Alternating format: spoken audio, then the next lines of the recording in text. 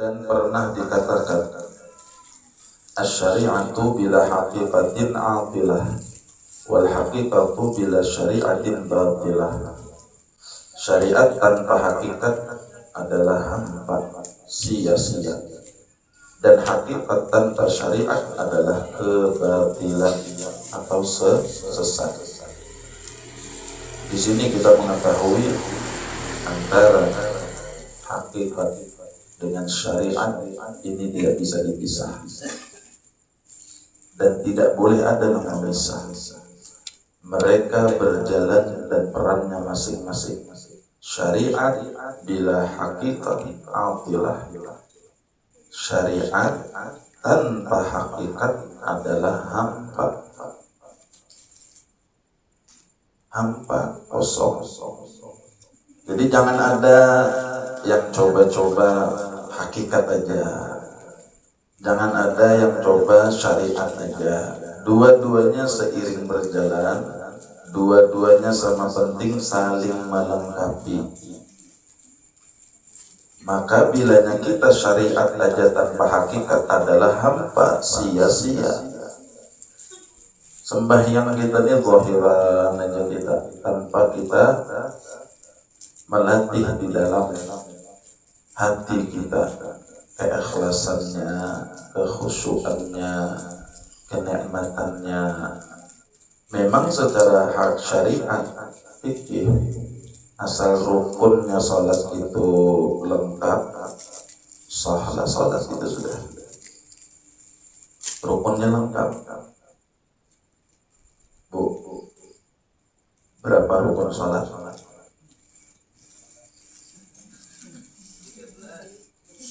Berapa tahun dah itu wajib? Itu bukan mahasiswi Pak. Nah hadirnya sholat Islam pada tahun berapa? Mahasiswa ini sholat telah. Berapa je rukun sholat? Bilanya ada lelakian pada tanggal yang berbiniannya kada tahu di rukun sholat. Aduh, pacang jadi imam neng ini modelnya nih lah, sakit benar. Rukun sholat itu di beberapa kitab berbeda penyebutan bilangan, tapi secara hakikatnya sama aja. 13, 14, dan 17. Bila jawab 13 bujur, jawab 14 bujur, 17 bujur. Di mana jadi berbeda bilangan rukun sholat itu tumakninah. Ada yang tumakninah tuh nggak dibuat satu rukun, dia sudah ngikut ke rukun-rukun fi'li. Allahu Akbar rukuk, di dalamnya wajib tumakninah. Jadi rukun sholatnya 13 saja, tumakninah kada dibuat di situ. Jadi satu rukun dia sudah ngikut. Kalau tumakninah dihitung satu rukun, maka rukun sholat itu 14. Jadi kita pikir dasar itu 14. Tapi kalau tumakninah dihitung terus di setiap rukun, maka rukun sholat itu 17. Allahu Akbar, tumakninah 1. Sami'allahu liman hamidah, tumakninah 2. Dihitung terus tumakninah, total rukun sholat itu adalah 17. Nang 17 atau nang 14 itu dibagi menjadi 4. Rukun qalbi, rukun qauli, rukun fi'li, rukun maknawi. Habis dibagi itu dengan rukun qalbi itu 1 niat. Niat ini urusannya hati. Dia punya rukun qalbi itu adalah niat, diambilnya sudah sisa 13.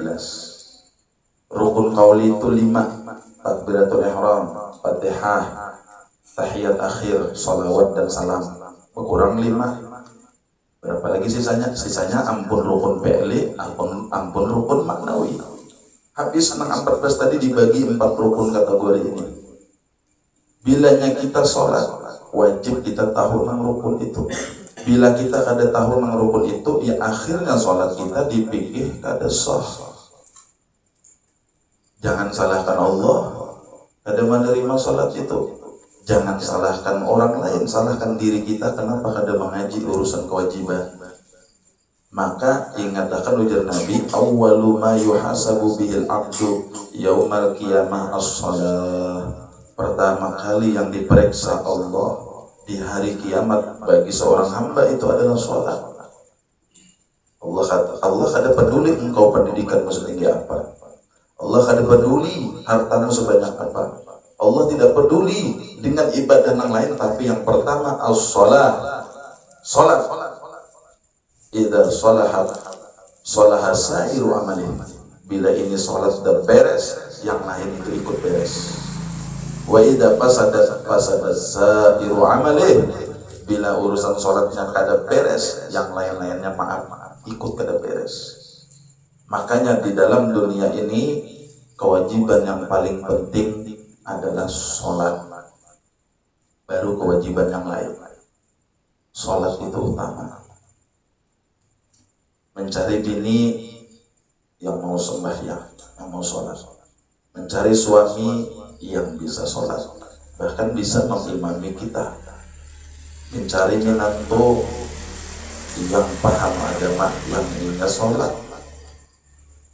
Yang ada sholat, tetap diambil menantu, kenapa? Inya sugih panggilan. Ada bagusnya untuk dunia, tapi wallahu alam untuk akhirat. Ada akun sembahyang, ada bapak aja, yang pentingnya sugih. Yang ada bapak aja, kadangnya bungol agama, ada bapak, yang pentingnya sugih. Betapa banyak harta benda itu tidak manfaat bagi orangnya ketika orang itu sudah mati, meninggal dunia. Nah, kita menyadari betapa pentingnya ilmu ini. Jangan sampai kita meremehkan lawan ilmu. Ulama mengatakan amalan agar mati husnul khatimah itu banyak. Di antara amalan orang itu nanti meninggal dunia dalam keadaan husnul khatimah adalah menuntut ilmu. Yang masih masa sekolah nuntut ilmu, yang mahasiswa kuliah nuntut ilmu. Yang kayak kita sudah melewati masa pendidikan di sekolahan, kita sudah berkeluarga, kita sudah bekerja. Kada kau sekolah lagi, apakah kesempatan kita?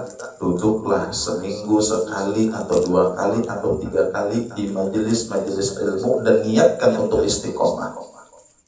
Maka selama niat itu ada di hati kita, kita dinilai orang yang menuntut ilmu, sehingga akan mendapatkan karunia dari Allah di akhir hayat kita, husnul khatimah. Amin. Al-Habib Anis bin Ali bin Alwi Al-Habsyi, cucu dari sahibul maulid Simduk Durar, Maulid Al-Habsyi.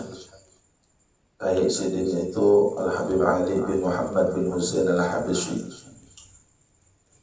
Habib Anis di Solo itu, Allah yarham, beliau sudah meninggal dunia, wafat.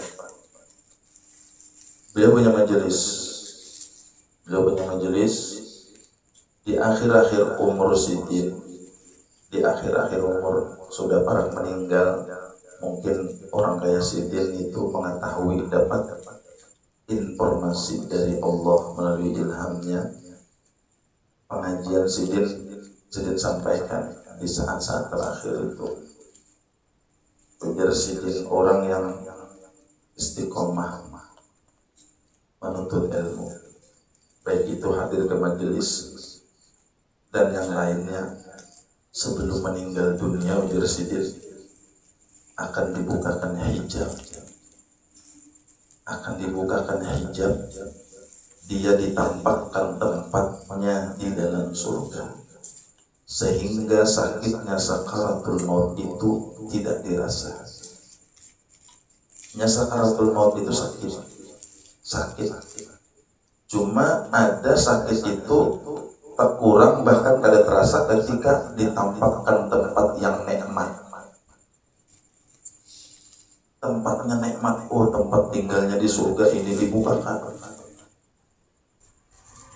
Maka sakaratul maut yang tadi begitu perih menyakitkan tidak begitu terasa.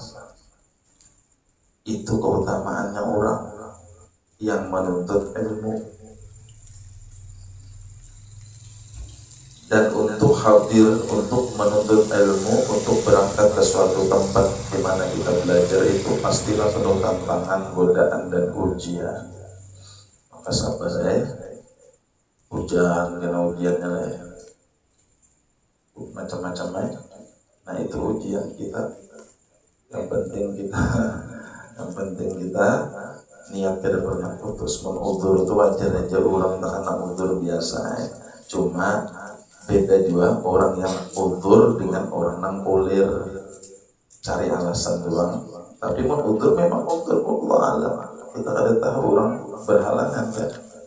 Kembali ke diri masing-masing. Mudah-mudahan Allah berikan kita istiqomah di dalam setiap menuntut ilmu. Wal haqiqatu bila syariah batilah. Dan hakikat tanpa syariat itu sesat. Jadi dalam fikih rukunnya lengkap sholat. Khusyuk kadakah bila rukunnya itu sudah lengkap sah. Rukun yang 14 tadi lengkap sah sholat. Ternyata nol daripada khusyuk. Ada khusyuk lalu sholatnya. Khusyuk itu ketenangan hati, kefokusan kita dalam satu ibadah. Dia tidak menjadi rukun.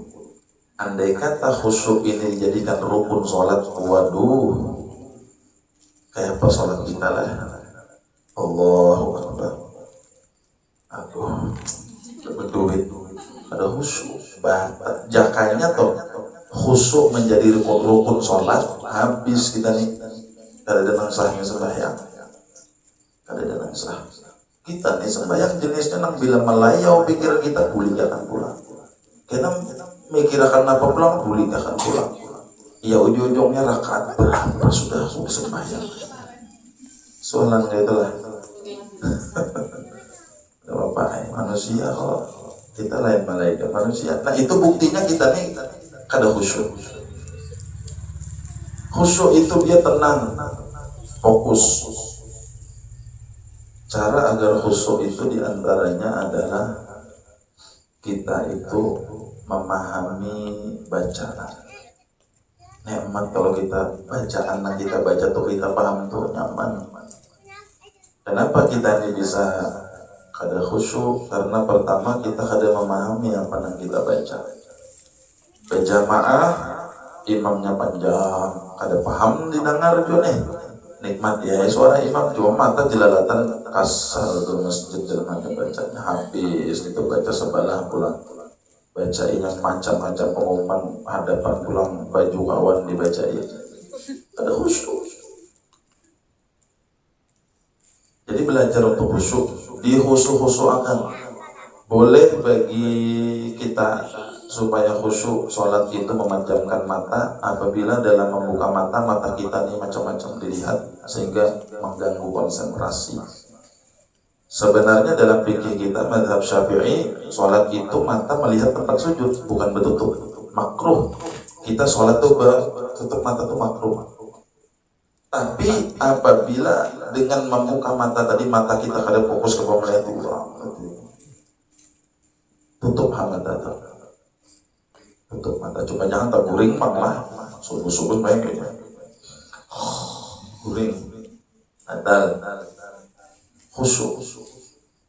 Andai kata khusyuk menjadi rukun sholat, habis dah kita. Jangankan orang awam, guru-gurunya dia bisa sebahagia. Tapi kirakan macam-macam, habis nuri sembahyang duhur, hujan, aduh dalam hatinya belum dicukai lagi ya Allah, macam-macam dipikirkan. Nah itu. Jadi syariat ada jalan, hakikat pun jalan. Syariat itu zahir. Syariat ini ma'atur zahir. Kalau kan adanya ma'atur batin. Syariat itu ma'atur zahir wudu yang dibasuh ini muka batasannya sini atas bawah kiri kanan tangan itu zahir. Tapi bukan nggak penting. mantang-mantang zahir, kulit nggak dipakai. Zahir melengkapi yang batin, hakikat itu batin. Kita sholat berpusat menuju kepada Allah. As-salah mi'rajul mu'min. Sholat itu mi'rajnya orang mukmin. Nabi kita ketika Isra Mi'raj berhadap langsung zatnya Allah. Tapi kita menghadap zat Allah di bumi, kada langsung berhadapan dengan Allah di langit, kada di tempat yang mulia, tidak, tapi berhadapan melalui sholat kita. Jadi diusahakannya kita ini lagi menghadap Allah, dipandang oleh Allah, berdialog dengan Allah. Orang yang sholat itu dia berdialog dengan Allah.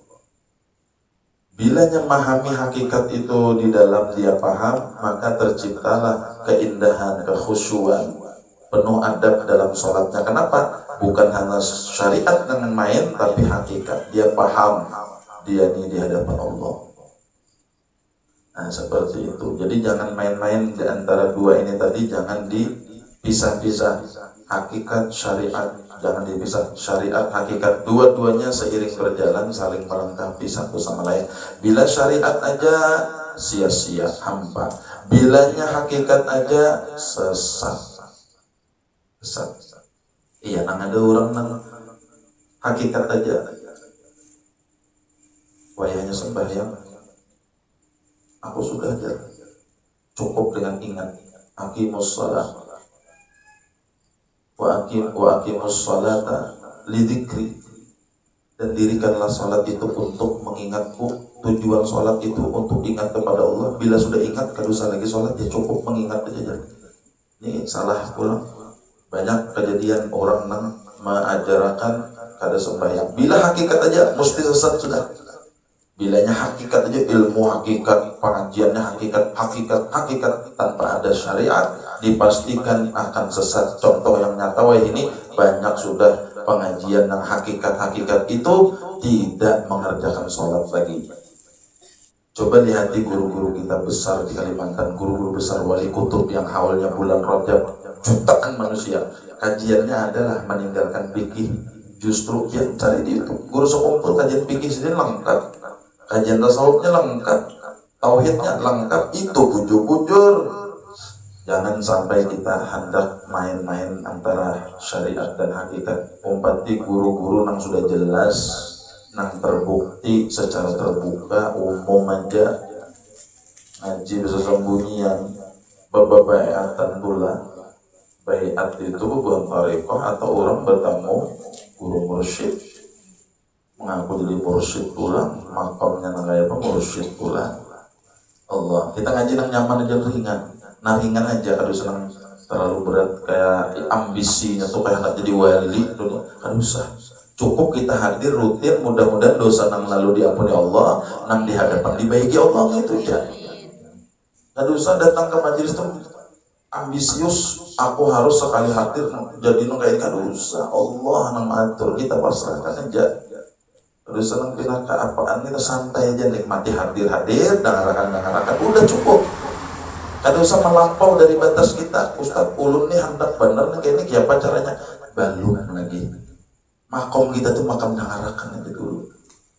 Nah, kada usah nak ngebet, nak jadi waliullah, sabar aja. Allahu Akbar. Misal perkataan orang yang memakai syariat saja tanpa hakikatnya, ada dicontohkan sendiri. Kayak apa aja? Seandainya bukan karena amal ibadahku, niscaya aku tidak akan masuk ke dalam surga. Nah, ini contoh perkataan orang yang memakai syariat tanpa hakikat. Seandainya kada beramal, aku juga kada masuk surga. Nah, padahal kita masuk surga itu bi rahmatillah, ya kan? Rahmat Allah semata. Rahmat Allah aja. Amal pian, amal ulun kada kau membayar. Ya tadi, kalau surga itu dibayar dengan ibadah, ada cukup ibadah kita seumur hidup, sekalipun hidup kita 1000 tahun. Tapi karena amal itu rahmat Allah yang membalasnya, lalu masuk ke dalam surga. Sebiji mata ini nah, kalau kita diberi sebiji mata, fungsi normal melihat untuk membalas satu biji nikmat mata ini sujud kita seumur hidup tidak terbayar. Sebiji diberi 2, untung ada 3 loh di sini lah. Jangan 3 monster pula. 2 biji nih berapa biar? Habis itu apa? Telinga 2, rambut, semua anggota kita diberi oleh Allah. Pakai apa kita bayar? Sujud seumur hidup kita bayar sebiji kita bayar. Kenapa? Karena dahulu terjadi, ini penutup, karena terjadi di orang dikisahkan Nabi dalam hadis. Ada orang zaman Bani Israel itu meninggal dunia. Nabi ini kan menghabarkan kadang berita yang terdahulu para anbiya, dan Nabi menghabarkan akan datang di hari kiamat akan terjadi begini-begini. Itu semua dari Allah, wahyu. Jadi Nabi kayaknya di hari kiamat ada orang Bani Israel. Dia ini hidupnya tuh kada panjang, umurnya 40 tahun. 40 tahun ini cuma hebat, kada pernah bermaksiat sekejap mata. Ayo ya, 40 tahun kada pernah maksiat, gawiannya taat ibadah. Hebat kada tuh? Hebat. Kita berapa tahun? Banyak maksiat ke banyak ibadah kan? Masih kita merasakan. Lalu Mbah meninggal dunia, dikisahkan Nabi hari kiamat ada sidang, hisab dan sebagainya, dan ternyata dihisab oleh malaikat Allah. Ini orang, ujar Allah Ta'ala, ya malaikati, wahai malaikatku, masukkan hamba ini nih ke dalam surga dengan rahmatku. Mendengar dengan rahmatku, dia tadi itu protes. Ya Rabb, wahai Allah, ulun di dunia beribadah, ulun cangkal beribadah, ulun lawan hawa nafsu. Pokoknya ulun mengabdi aja kepada pihak, pantaslah ulun ini masuk surga karena ulun ini beramal. Ulun masuk surga ini memang balasan dari amal ulun. Ulun di dunia beribadah. Ujar Allah Ta'ala, engkau masuk surga dengan rahmatku semata. Kada terima masih nih hamba. Oke, jar Allah Ta'ala, engkau mau hitung-hitungan, wahai malaikat, cabut sebiji matanya, timbang di timbangan amal, dan ambil seluruh ibadahnya, pahalanya, timbang di timbangan yang satu, timbangan. Sebiji mata dicopot, ditaruh di dalam timbangan, seluruh amal ibadah hamba dari seumur hidup diandak pahalanya di dalam timbangan. Tahu gak biar? Sebiji mata tadi naik ini amal ibadah 40 tahun, tak angkat. Kada ada apa-apanya, kada membalas 40 tahun ibadah, kada membalas sebiji nikmat mata dari Allah Subhanahu wa Ta'ala. Bayangkan, mau pakai apa kita masuk surga? Ya Allah, ulun berhaji 5 kali. Ya Allah, ulun bersedekah setiap hari. Ya Allah, ulun itu mungkin sebiji 2 mata kada terbalas. Makanya berdoa, ya Allah, masukkanlah kami ke surga dengan rahmat yang semata. Kami gak punya apa-apa. Ibadah kami banyak rusaknya, ibadah kami sedikit. Hanya rahmat pian kasih sayang pian semata ya Allah yang memasukkan kami. Mun pian kada merahmati kami, kada mengasihani kami, siapa yang mampu masukkan kami ke dalam surga?